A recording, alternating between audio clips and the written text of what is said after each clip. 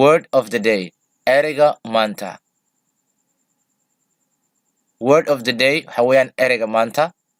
waxaynu ku baranaynaa ereyada luqadda English ugu muhiimsan waa qaybtii labaad waxaynu ku baran doonaa ereyga accept ayaynu ku baran doonaa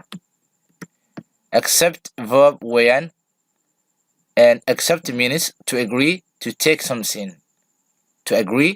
something accept waa ficil ama fal verb weeyaan